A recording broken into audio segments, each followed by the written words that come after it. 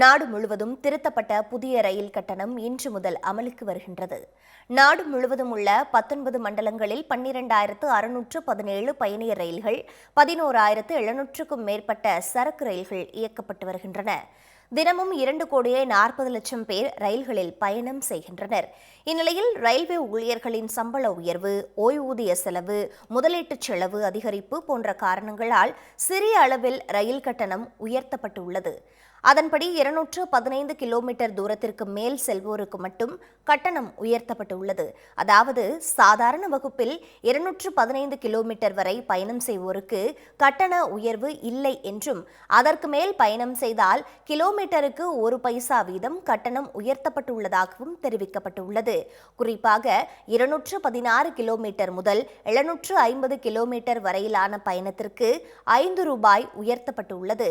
751 kilometre முதல் 1250 kilometre வரையிலான பயணத்திற்கு 10 ரூபாய் உயர்த்தப்பட்டுள்ளது. 1251 கிலோமீட்டர் முதல் 1750 கிலோமீட்டர் வரையிலான பயணத்திற்கு 15 ரூபாய் உயர்த்தப்பட்டுள்ளது. 1751 கிலோமீட்டருக்கு மேல் 20 ரூபாய் கட்டணம் உயர்த்தப்பட்டுள்ளது. அதேபோல மெயில், எக்ஸ்பிரஸ் ரயில்களில் ஸ்லீப்பர் மற்றும் ஏசி பெட்டிகளில் பயணம் செய்வோருக்கு கிலோமீட்டருக்கு 2 பைசா வீதம் உயர்த்தப்பட்டுள்ளது. இருப்பினும் புறநகர் மின்சார ரயில் கட்டணம், சீசன் கட்டணம், நடைமேடை கட்டணம் உயர்த்தப்படவில்லை என்பது குறிப்பிடத்தக்கது. மேலும் இந்த கட்டண உயர்வால் ரயில்வேக்கு ஆண்டுக்கு 600 கோடி ரூபாய் கூடுதல் வருவாய் கிடைக்கும் என்றும் கூறப்பட்டுள்ளது.